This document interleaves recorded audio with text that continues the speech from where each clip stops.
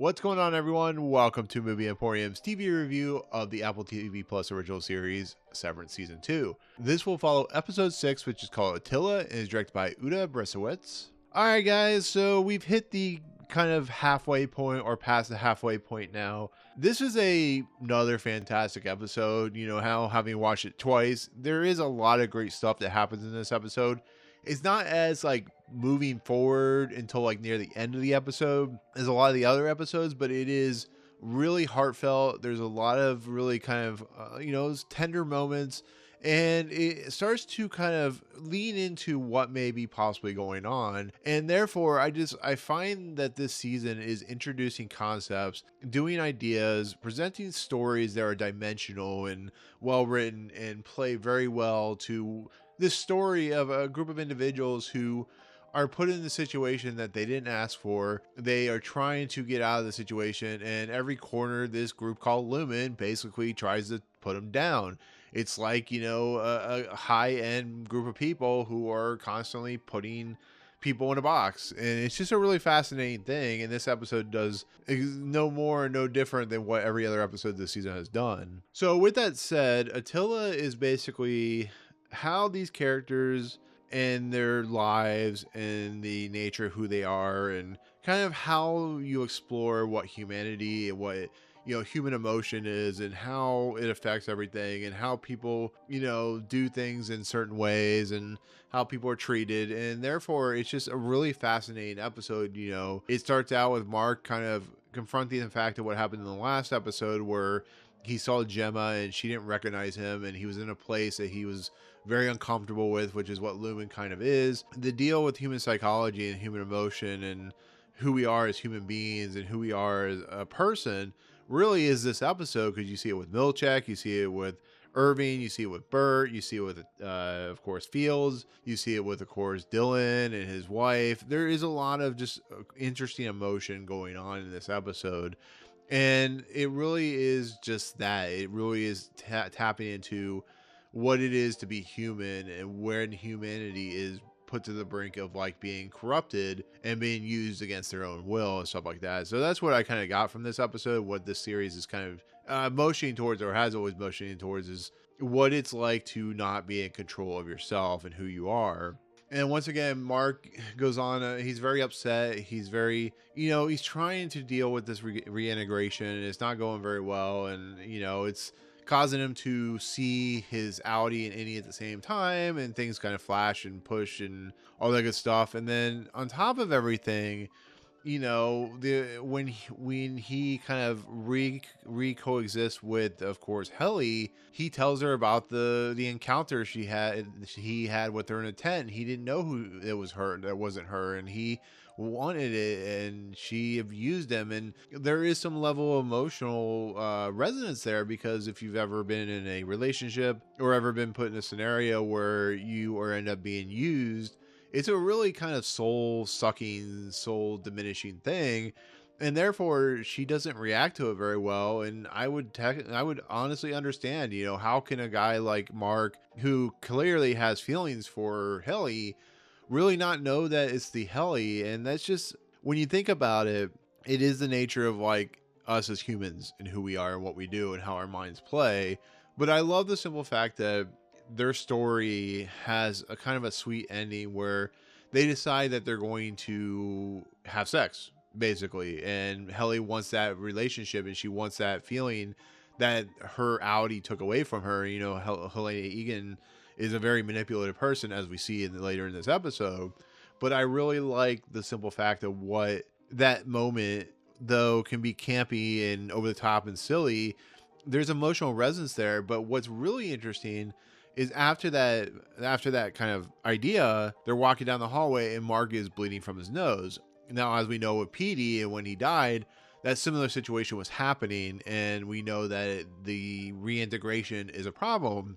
But when, of course, Miss Huang gives him the blood pressure, when she texts his blood pressure, we find out that these memories that we have been seeing in this episode, and who knows if it's been going like this for ever since Mark did the reintegration a few episodes ago, whether any of this stuff is in the past, it's already happened. This whole incident with his bloody nose and the sex, it's something that happened, and like time is kind of a flux. It's a paradox. It's just there is no real comprehension on what exactly has already happened, how it's happening, whether it happened the day that earlier in that day, because the Severance does a thing where it's trying to coexist in the same world, it's trying to separate the two worlds, but it's also, with this reintegration, it's adding in a new layer of trying to be like Mark, trying to be in that mindset where you're not entirely sure what exactly has happened, what has not happened.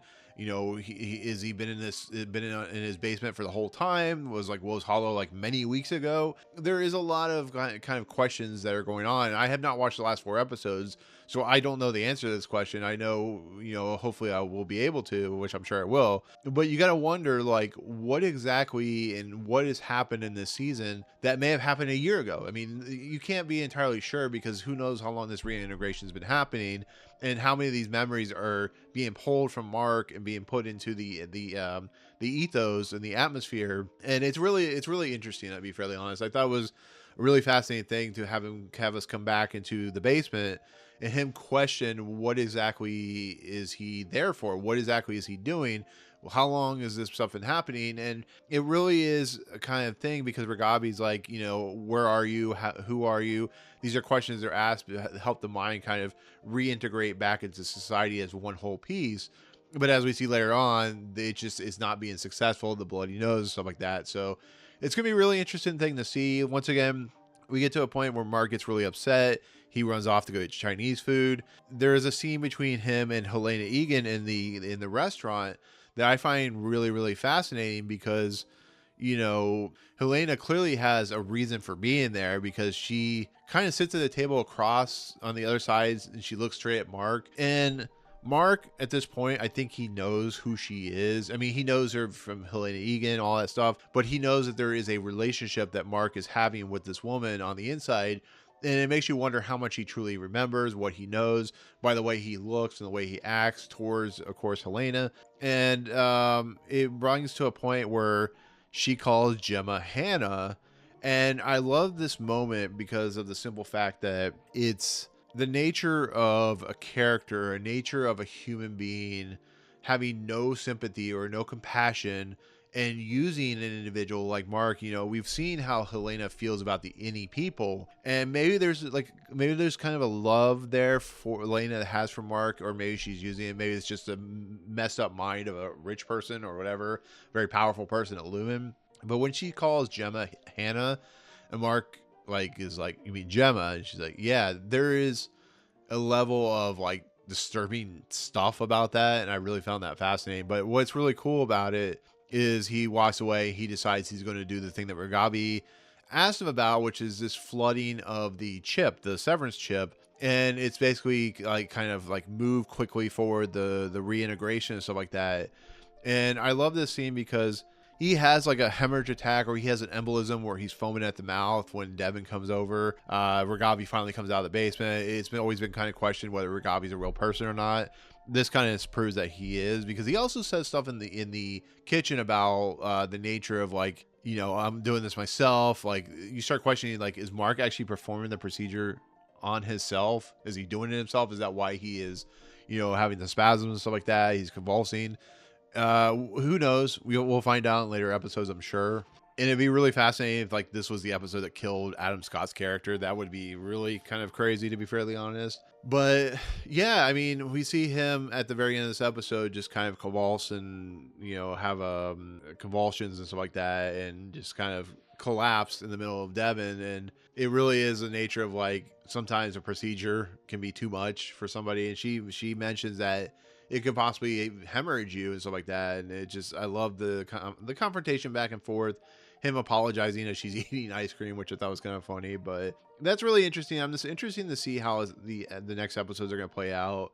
They're being really kind of protective of the episodes. I think they're worried about spoilers, especially with the last few episodes coming out. To only give reviewers 6 episodes, and then like, whatever it is. I appreciate it, but yeah, they're being very protective. So what is happening, what is going to happen, is going to be very interesting.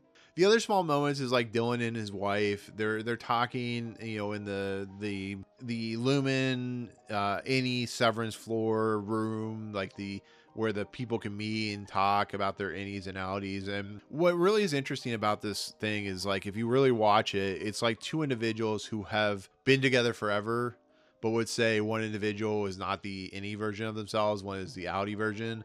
And you see the rekindling of that love, the rekindling of that emotion that Dylan shows in his innie self that he doesn't show at the dinner table in his outie. And I really appreciate that because you watch it and you watch her and how she reacts to like him talking about scuba diving, him talking about like how he doesn't feel like he would be a bad person. It's like when you first date someone or you first have a relationship, there is a level of just kind of sincerity and awe, and you want to impress them. And the fact that she hugs him and then they kiss and she like denies it later on, it's really telling how a loveless marriage can act when it's a new thing, and when it's like doing something like Eternal Sunshine of the Spotless Mind where you're erasing everything. When you see like the Jim Carrey character and Kate Winslet at the end kind of reconnect, it's like that thing. It's what really sets this series and this episode apart on a really interesting thing, because you really see her kind of connect. It's really sad that she has to lie to Dylan about what happened, because I think if Dylan, the outie Dylan, had found out that she had kissed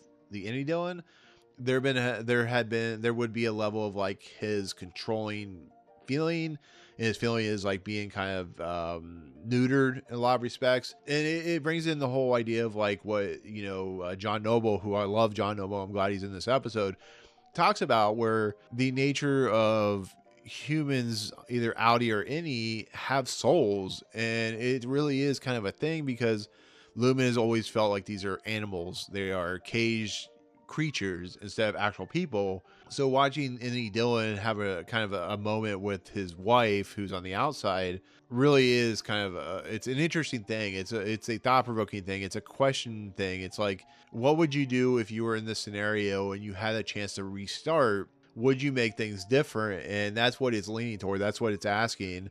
She feels guilty. She may feel guilty. I don't know. I don't know if it's the fact that 3 kids are keeping her back. I think we're gonna see something truly change for Dylan in that sense. So like maybe it's a moral quandary, a moral conundrum on you dump your outie Dylan and you go for your innie Dylan. What does that entail? What is the ramifications of that? So the whole purpose of the reintegrations is a trope to get us into what would happen if like the innie, like there might be a possibility in the series where the innie kind of takes over the outie and kind of recontrols it. And there's a lot of like implications to that. And it's going to be really interesting to see whether that comes to fruition or not. But it really is kind of, leading to like Cold Harbor and stuff like that. What is that entailing? What is Lumen doing, and why are they even letting, Dylan talk to his outie wife? There's a lot of mystery, a lot of mysterial aura, stuff like that. I know it's not a word, but you know what I mean. So we'll see. I love Tramell Tillman in this series, especially this season. I have said before, I think he deserves an Emmy for his performance in this season. I think he is putting a lot on his shoulders as an actor, having to deal with some really hard stuff when it comes to him now taking over Lumen or the Severance floor, him having to deal with the board, him having to, what is at stake? What does that tell? And watching him like get upset at Miss Wang. He knows Miss Wang actually has told on him like a little child.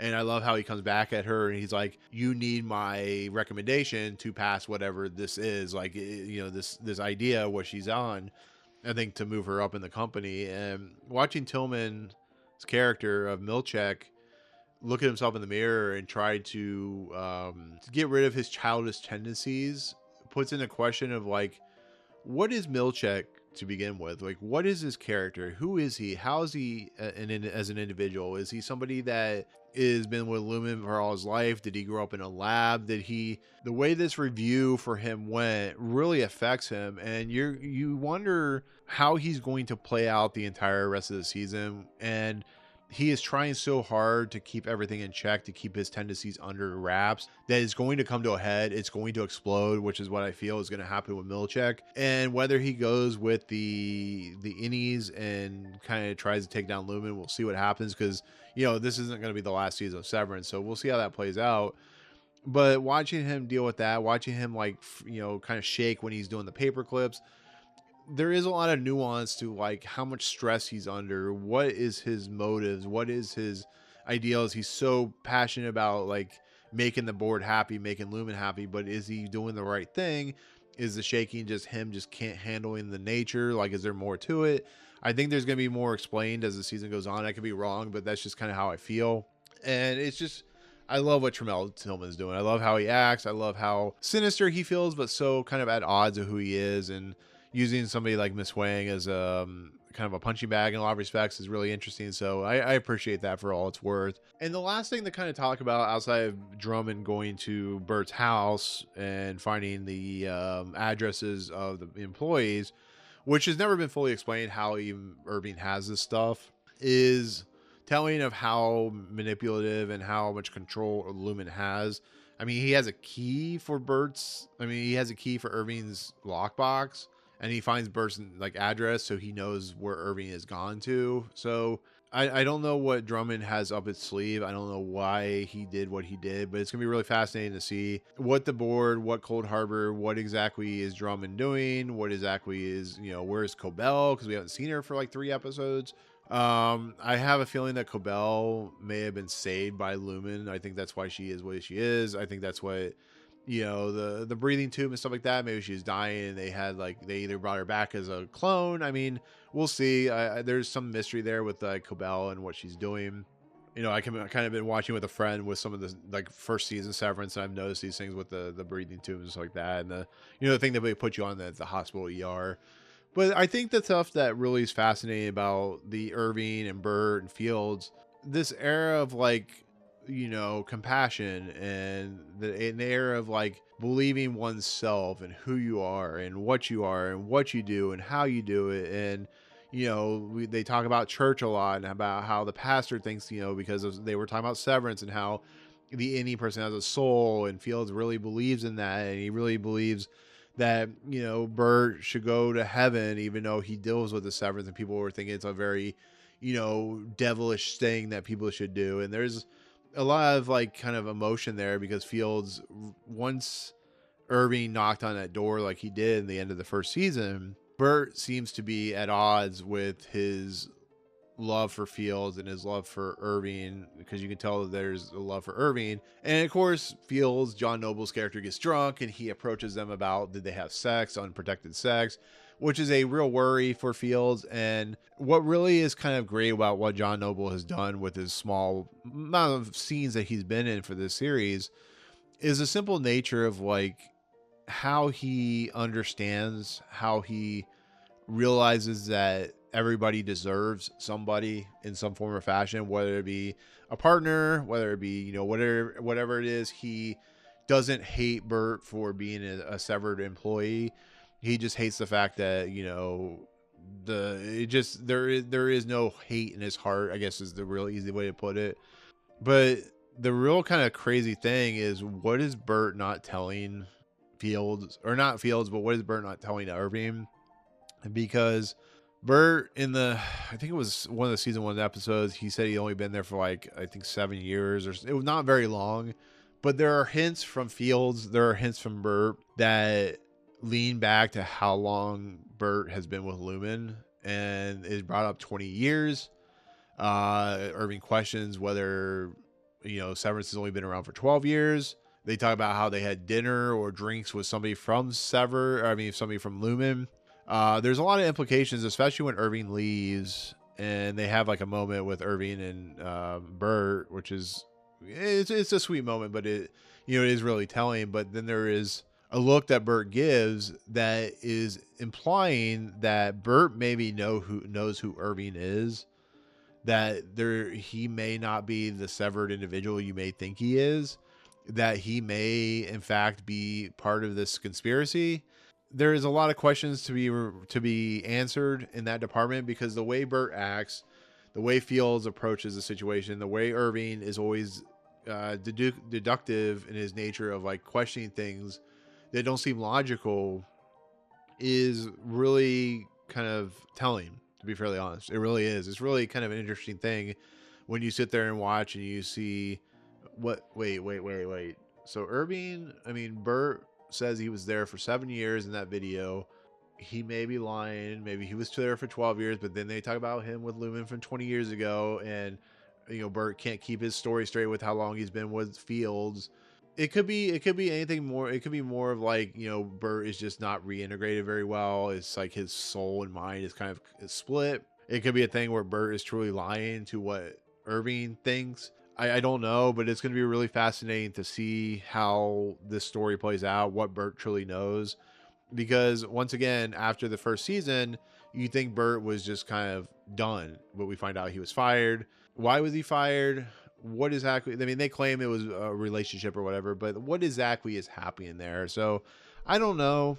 It's going to be a really fascinating thing to see in the next 4 episodes how these stories kind of align, how they play out. And there's some really fun moments. There's some really funny moments. There's some good moments. It is a story of people trying to find, a reason and purpose in their life, and watching all these characters start to kind of fully develop themselves into what the kind of end game for this season is going to be really interesting. But overall, to end this review, I think this is a really good episode. I think it's really fascinating. I think it's not as good as like the other episodes because there's a lot of slow moments, but I think when it deals with what it's dealing with, I think it does it with spades. And I think Dan Erickson and Eric Wagner and Uda Briesewitz do a really nice job of just giving us small moments, giving us quieter moments, and I really appreciate that. So overall, I'm going to give this episode like a 9.8. I think it's great. I think it's fantastic, and I think it is definitely worth watching. So it is continuation of a really great season, probably the better than the first season. I honestly think after watching the first season like 18 times now,